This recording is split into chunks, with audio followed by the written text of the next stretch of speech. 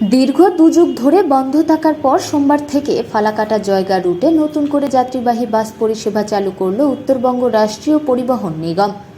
এখন থেকে প্রতিদিন ওই বাসটি ফালাকাটা ও জয়গার মধ্যে যাতায়াত করবে। কারণ ভুটানের সীমান্ত শহর হওয়ার দরুন প্রতিদিন ফালাকাটা থেকে প্রচুর ব্যবসায়ী জয়গায় যাতায়াত করেন। এতদিন ধরে ওই যাত্রীদের বেসরকারি পরিবহনের ওপর নির্ভর করতে হতো। এছাড়াও পুজোর মধ্যেই 12 কোটি টাকা খরচ করে 30টি সিএনজি বাস কিনবে উত্তরবঙ্গ রাষ্ট্রীয় পরিবহন নিগম, যার জন্য কোচবিহার ও কলকাতার মধ্যে তৈরি করা হবে মোট 7টি সিএনজি রিলিফিং স্টেশন। মাথাভাঙা থেকে জয়গা আমরা একটা নতুন পরিষেবা চালু করলাম ভায়া ফালাকাটা। এই উদ্বোধনী কর্মসূচি ফালাকাটা স্টেশনে আমরা করলাম এবং আমাদের একটা উদ্যোগ রয়েছে যে ডুয়ার্স কেন্দ্রিক আমরা বেশ কিছু পরিষেবা চালু করব। প্রাথমিক পর্যায়ে আমরা জলদাপাড়া কোচবিহার দুটো পরিষেবা চালু করেছি। আজকে মাথাভাঙা থেকে জয়গা অবধি একটা পরিষেবা চালু করলাম। আমাদের খগেনহাট চালু হয়ে গিয়েছে।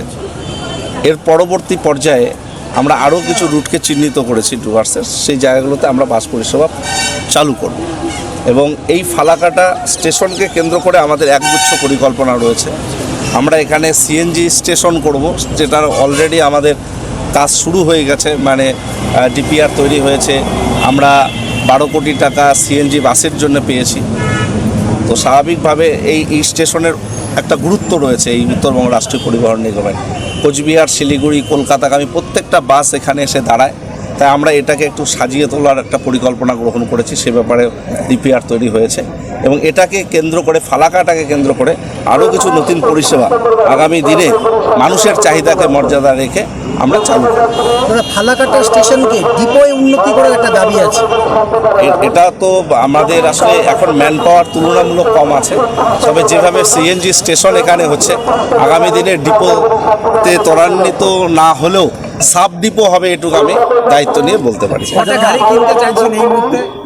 আমাদের 12 কোটি টাকায় প্রাথমিক পর্যায়ে 35টা গাড়ি আমরা কিনতে পারবো, আরও কিছু ডিজেল গাড়িও আমরা পাবো।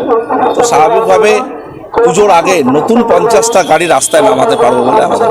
আরেকটা যেটা ফালাকাটা থেকে আমাদের জেলা শহর আলিপুরদুয়ার, সেখানে 10:30 থেকে 1টা পর্যন্ত যাওয়ার কোনো গাড়ি নেই। তো এই বিষয়টা যদি একটু দেখেন, যে আমরা একটু রিভিউ করে নিচ্ছি, সার্ভে করে নিচ্ছি কী বিষয় রয়েছে, সেভাবে আমরা করব। আমাদের ইচ্ছে আছে মানুষের চাহিদাকে মর্যাদা দেওয়া, এটাই আমাদের প্রথম গুরুত্ব। তাই স্বাভাবিকভাবে মানুষ যেটা চাইবে সেভাবে আমরা চালাবো। তবে ব্যবসায়িক দৃষ্টি